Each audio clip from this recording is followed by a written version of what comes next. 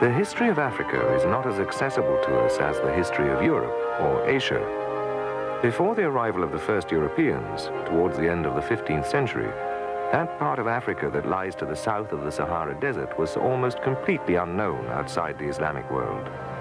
Indeed, for several centuries, it was widely believed amongst Europeans that Africa had no history. But were that the case, who was responsible for the Nok terracottas made in Nigeria some 2,000 years ago? And who cast these magnificent bronzes at Ife and Benin? The truth is that Africa produced a number of states, civilizations, and empires in the centuries before the Europeans arrived, especially along the coastal plains of East Africa and in West Africa to the south of the Sahara. Few of them developed any writing of their own, however, which is one of the problems facing historians trying to chart their rise and fall. Today, after emerging from centuries of colonial rule, all of Africa's 50 or so nations are quite definitely young countries. But man as we know him first emerged here over 2 million years ago in what is now Tanzania. Much later, Egypt gave birth to one of the world's earliest advanced civilizations. Today, the same river that saw the rise of that early civilization, the Nile, is the lifeblood of one of Africa's most remote and mysterious peoples, the Dinka.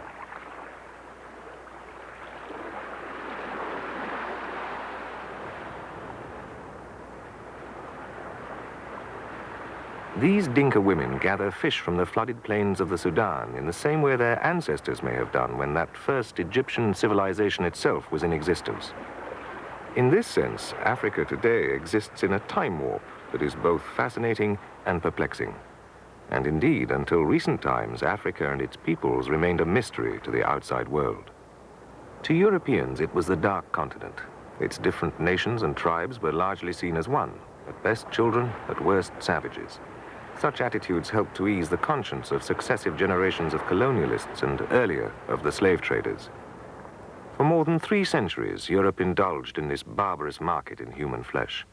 True, Europeans hadn't started it, but they introduced new, efficient methods, packing generations of Africa's children into ships like this one, where they were fettered together, unable to move or stand throughout the long voyage to America.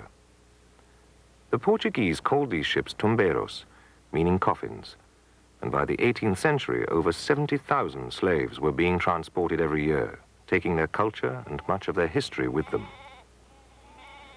During the 20th century, and especially since the end of the colonial period, that history and culture is being rediscovered, both by Africans themselves and by outsiders. The dominant Victorian view of Africa, that it was a land of unrelieved savagery and chaos, now seems to say more about the Victorian empire builders themselves than it does about the peoples of this vast continent. As Africa emerges painfully into the 20th century, it can now be clearly seen that its peoples have created cultures and civilizations, have evolved systems of thought and pursued the inner life of the spirit with a consuming passion, which has made an important contribution to contemporary culture.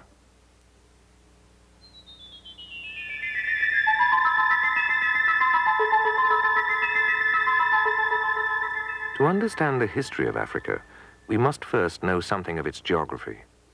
3 times the size of the United States, Africa covers some 30 million square kilometers.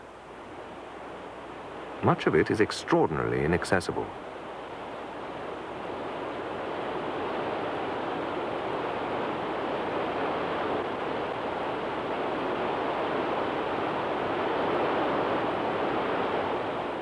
The coastline is rarely broken by bays, gulfs, or inland seas. Of all the great rivers, only the Nile is easily navigable from the sea. There is no Mediterranean or Baltic to assist penetration.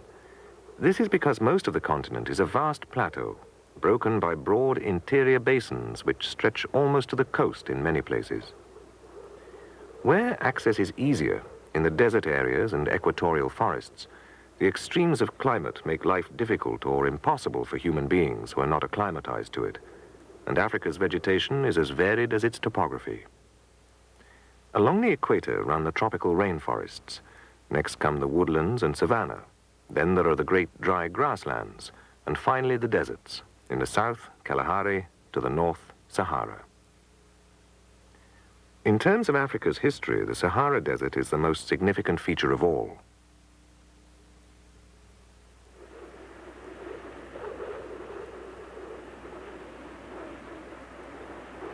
Before 3000 BC, much of the area now called the Sahara was green and fertile.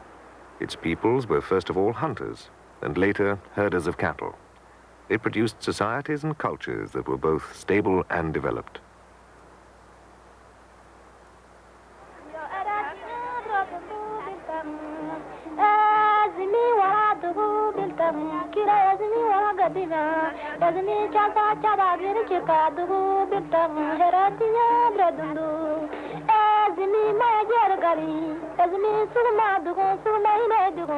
Then disastrous climatic changes from about 3000 BC onwards destroyed the fertile pasture lands as the Sahara Desert expanded.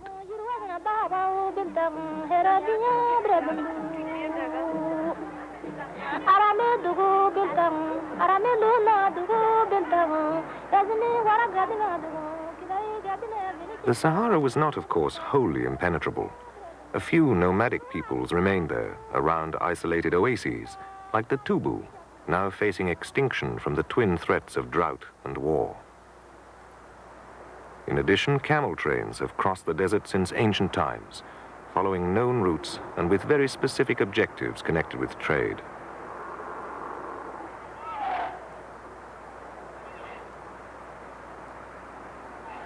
But to depart into the unknown was usually fatal.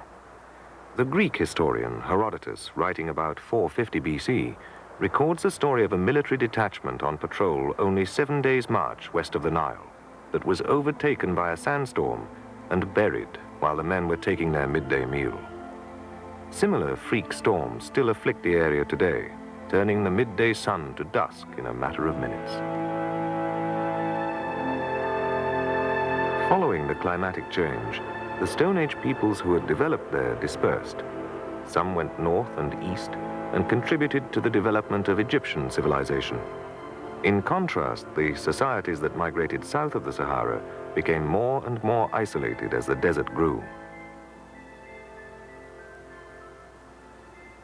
They became part of Black Africa.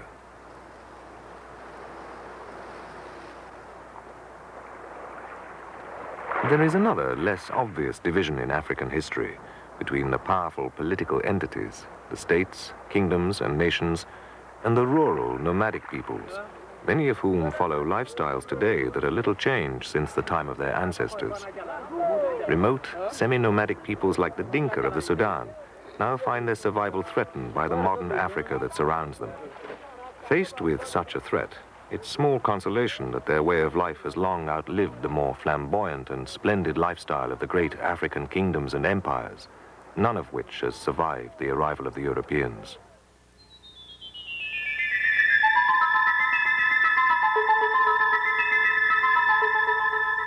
Two of the leading early civilizations of Africa developed in the northeast of the continent: Egypt, with its capital at Alexandria, and Ethiopia, with its capital from the 1st century AD at Aksum.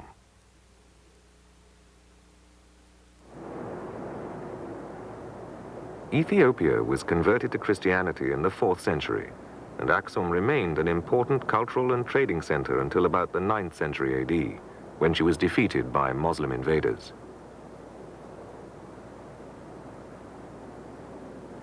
Today, these stelae, up to 30 meters high and carved from single slabs of rock, remain to remind the world of the once mighty city of Aksum.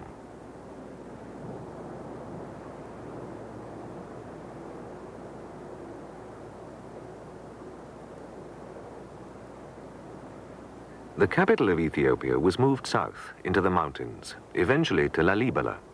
There, King Lalibela ordered churches to be cut out of the living rock. Some of these churches are still in use today.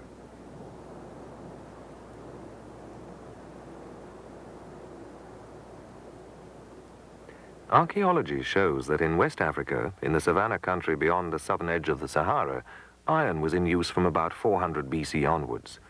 During the next 1,000 years, its use spread throughout Africa to a multitude of different sites. Following the introduction of iron, trade in West Africa developed on a substantial scale, and a succession of states and urban centers rose and fell. Ghana, Mali, Songhai, Hausa, Kanem-Bornu. The trade of this area expanded dramatically after about AD 1000, using the well-defined trade routes across the Sahara Desert. One of the most important towns at the southern end of these routes was Timbuktu in the Kingdom of Mali. Timbuktu was a university town as well as a trading center. So important were learning and ideas, in fact, that her merchants made more money from trade in books than they did from anything else. By AD 1000, Islam had the whole of North Africa and the states bordering the southern Sahara in its grasp. Mali was just one state that had benefited from its links with Islam. It had become very prosperous, and in 1324 its Sultan, Mansa Musa, went on an ostentatious pilgrimage to Mecca, showering gold about him as he went. So famous did this journey become that Mansa appears in this map made in Christian Majorca in 1375. A little to the south, the 14th century saw the rise of one of Africa's most powerful kingdoms, Benin.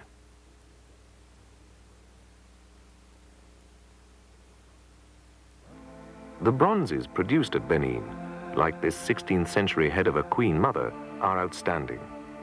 3 centuries earlier, a little to the north, the sculptors of Ife had cast this head of a young man. Both works are a remarkable testament to the artists who produced them. The Bini inhabitants of Benin had no written language, but descriptions of their advanced society can be found in the journals of early explorers. In addition, they left these bronze plaques as a vivid memorial to their lifestyle. Their king, or Oba, ruled as an absolute monarch, capable of mobilizing 100,000 men at a day's notice. He sent representatives to the Portuguese court. His merchants were the shrewdest of businessmen. The Portuguese were full of admiration for what they saw, as were the Dutch who came later.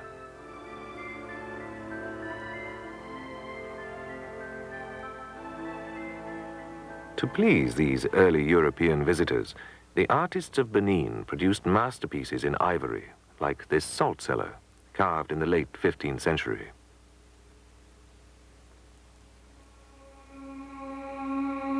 It depicts the sailors and merchants to whom it was designed to appeal. At the time, such souvenirs would have been produced in large numbers and would have cost about the same as a good shirt.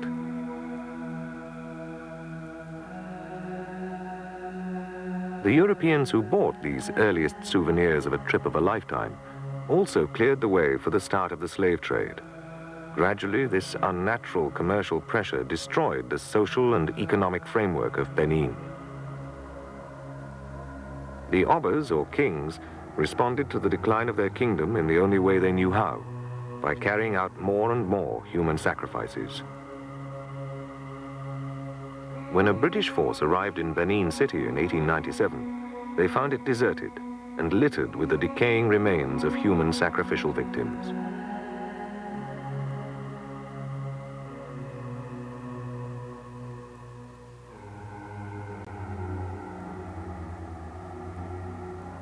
Benin, city of regal splendor and home of Black Africa's most noble art, had passed into history. History still holds the secrets of the creators of these hauntingly mysterious heads, dating from between 500 BC and AD 200.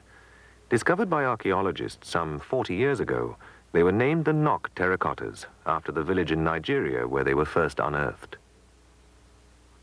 This ram is another fine example of Bini bronze work. More recent tribal art, in clay, ivory, and most especially wood, also emanates mainly from West Africa. These outstanding examples are to be found in museums and galleries. However, Africa is still producing tribal art today, not primarily to entertain or to please, nor to be admired as art objects, but to meet precise social requirements within the society in which it is produced. All these figures are religious or magical in purpose.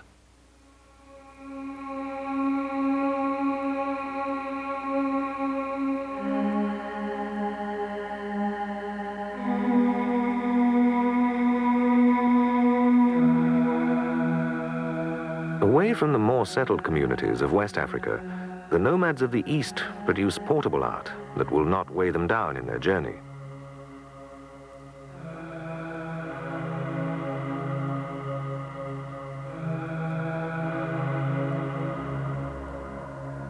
The Maasai of Kenya are just one people who wear their art on their bodies.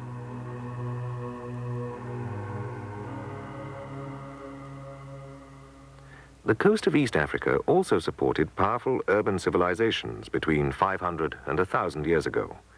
They exported gold, frankincense, skins and ivory from the African hinterland to Arabia and to India. Notable amongst them were the cities of Kilwa and Gedi. Their dhows sailed with the monsoon winds of the Indian Ocean, following the seasons, and returning with the carpets of Isfahan and Gujarat, the ceramics of China and Persia, the horses of Arabia, and the cottons of India. In 1418 and again in 1422, they were visited by powerful Chinese fleets, whose commanders were curious to verify the rumors of the city's wealth. And it was the same stories of unbounded riches that a century later attracted the caravels of the Portuguese, whose artillery quickly destroyed forever these dangerous trading rivals. On their ruins they built fortresses to ensure that there would be no recovery.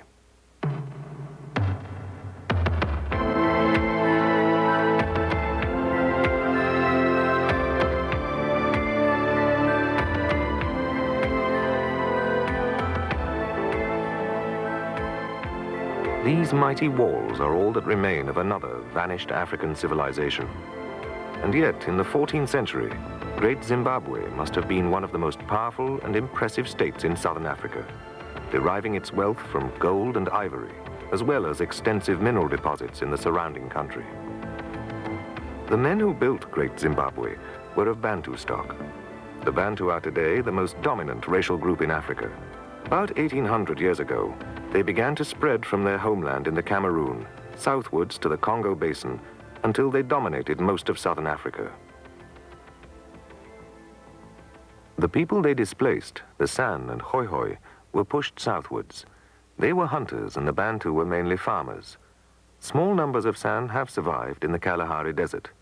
In the caves of southern Africa, their ancestors have left a vivid testament to their way of life. Cattle have always been a symbol of wealth and well-being in Africa, and they still are today. The Maasai, who live in southern Kenya and northern Tanzania, measure wealth in terms of cattle and children, although money does now have its uses as well. But it's relatively unimportant still in a society that is so essentially rootless. The Maasai live their lives around their cattle. They believe that all the cattle on earth belong to them, and that they were put on earth by God to tend to their needs. Non-Africans may be tempted to see the history of the continent in terms of the rise and fall of states and empires, but that is only part of the truth. There is another side to Africa's history, and it can still be seen today in the lifestyles of the nomadic peoples. Sadly, however, nomads have no place in the drive for an Africa that is more prosperous and efficient, and many governments are pursuing policies that will soon eradicate their way of life. But as long as they do exist, they provide a rare glimpse into a very distant past.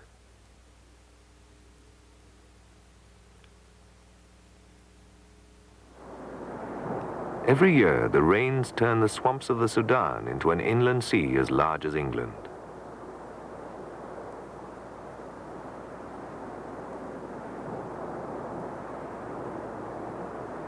Here, the Dinka people continue to follow a lifestyle developed generations ago.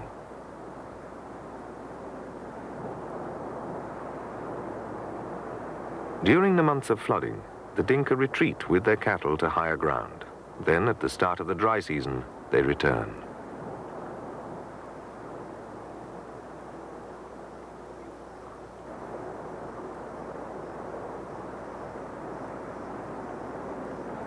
Visitors to the Dinka in the late 19th century were surprised by what seemed to be a complete absence of a regulatory social system. Where were the kings, courts, and government? The British colonial rulers went so far as to employ anthropologists in an attempt to find natural leaders who could be made into local officials. The anthropologists confirmed the fact that Dinkas recognized no leaders. Instead, the Woot, or cattle camp, forms the nucleus of Dinka society. and every individual within that society instinctively understands the role he or she has to play. The social order is not imposed from above, but leveled from within. And the very fact that until now such a precarious lifestyle has survived in such a hostile physical environment as the Sud swamps, with its flooding, its insects, and its disease, is proof of the strength of the pattern of Dinka society.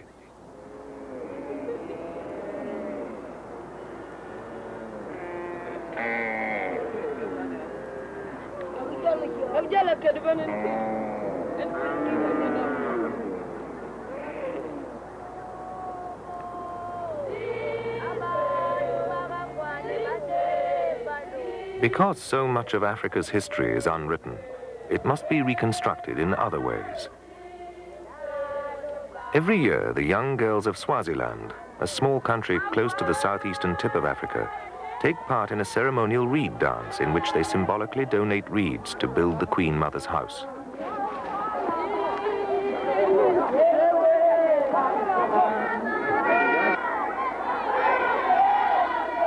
By looking at the traditions of its rural communities, like the annual reed dance of Swaziland, anthropologists can begin to understand something of the story. Archaeologists, too, must dig in the dirt of Africa to learn its past.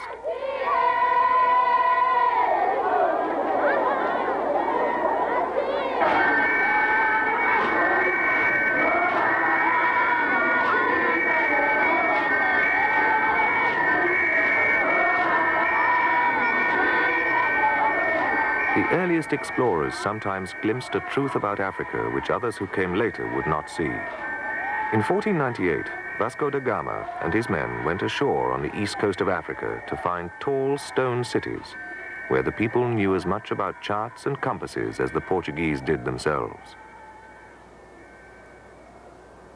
The Europeans who came afterwards neither understood the continent nor wanted to. They created the myth of darkest Africa, terra incognita, the white man's grave, and Africa was not to escape the destructive effects of enforced contact with Europeans. Many of her peoples suffered the abuse of the transatlantic slave trade, which went on for over 300 years. Later, when the European states divided the continent up amongst themselves with ruler and set square, they created colonial possessions that ignored all the natural and historical divisions of race, religion, language, and culture. They did their best to eradicate the old pattern of Africa altogether.